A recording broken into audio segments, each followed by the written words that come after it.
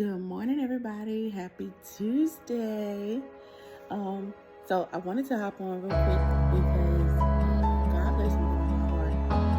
Actually, while I was driving last night, and I was, praying and worshiping in the car, and then the current state of what's happening in this administration fell into my spirit, and it was pertaining to people being upset that the current president is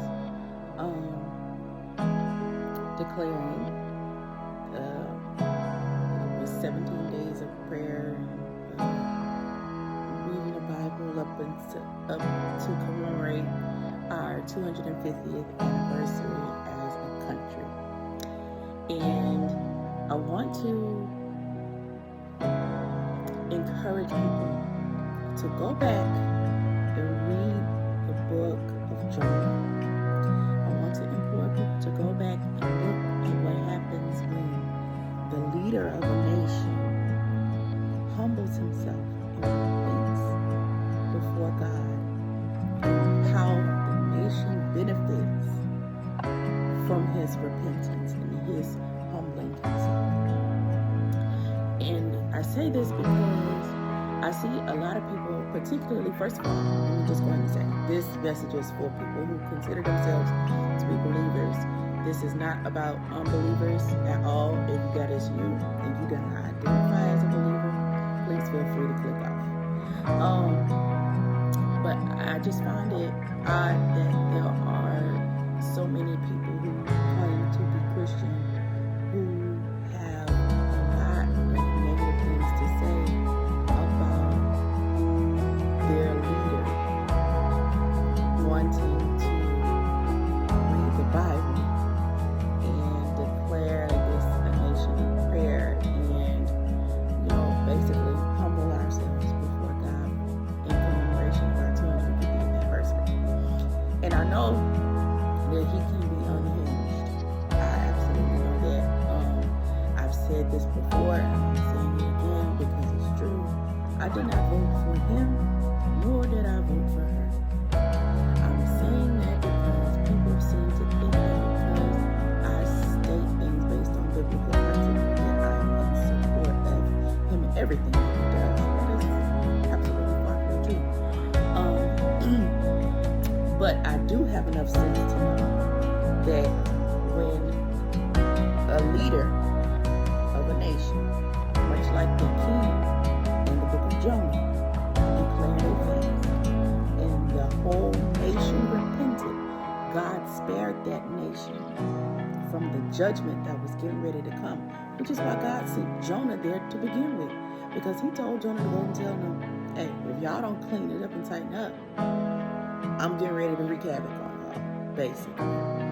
And so because they repented and they humbled themselves, God spared their country.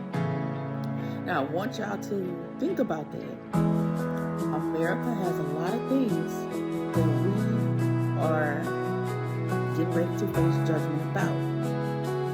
Same-sex marriage, abortion, the fact that we encouraged other nations to do the same thing, but we were going to cut off their funding in previous administrations. The fact that we have allowed mutilation of our kids, not even just abortions, but transgender, just allowing children to mutilate their bodies and to tell them that God made a mistake and that there was something wrong with them. What would we allow as a country? Because again, this video is about Christians. For you to stand and say that you are a believer and a follower of Jesus Christ, and really turn around and then you vote for people who champion these things, and you are coming into agreement with them. Doesn't matter if they are black. Doesn't matter if they, you've been rocking with them for 50 years. If it's wrong, it's wrong, right? So I want people to think about the fact that you are literally coming into agreement with Satan's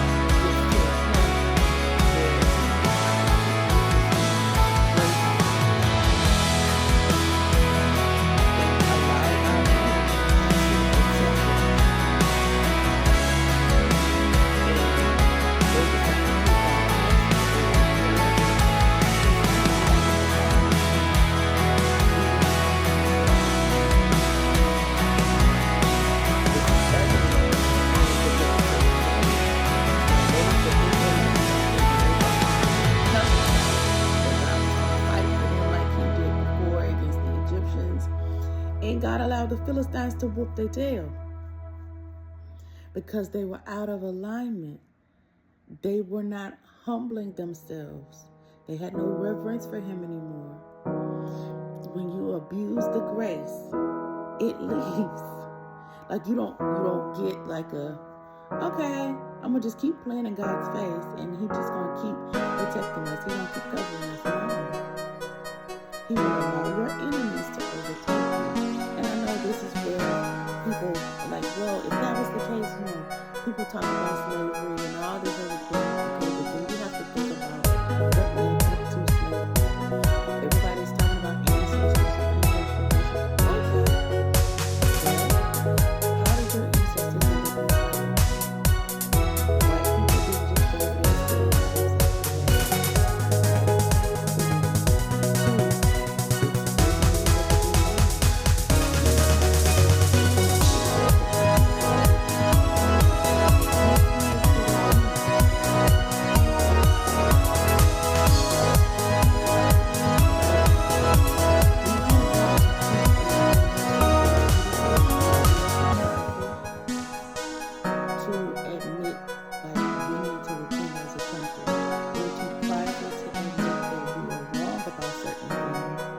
and get it together. That's the whole point of salvation. It's about course correcting. None of us were perfect. All of us was doing things that we would be ashamed to step before God and tell him with a straight face we have done. So that was the point. We submitted ourselves. We repented and we were supposed to turn from our wicked ways. A lot of us want to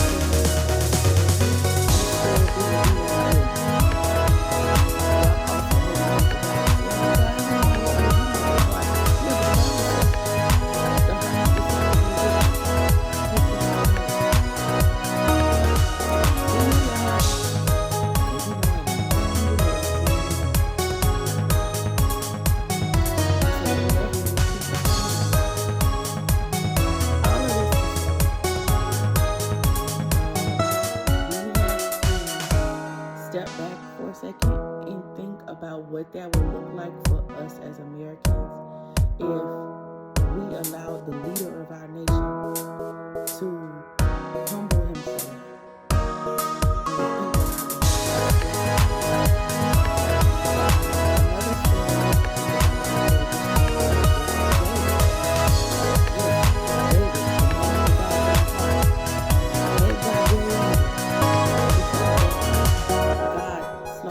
Thousands of the Israelites because of David's mistake. And David had to go back and repent in order to keep God from killing them. So I'm saying,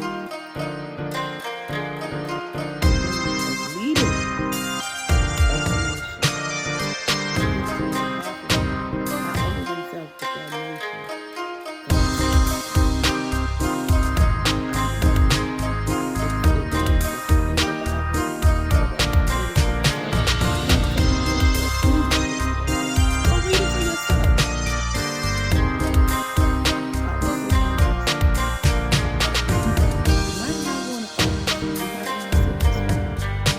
You should join in. Join in. Pray on behalf of women. Pray on behalf of people. Because God knows the last thing we had helped get us into this predicament.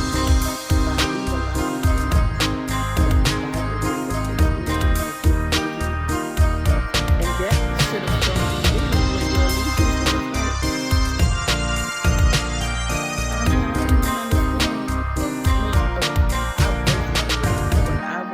Barack Obama the second time, and I voted for Joe Biden. I wasn't really core in politics and the Bible and my faith. I was still very much so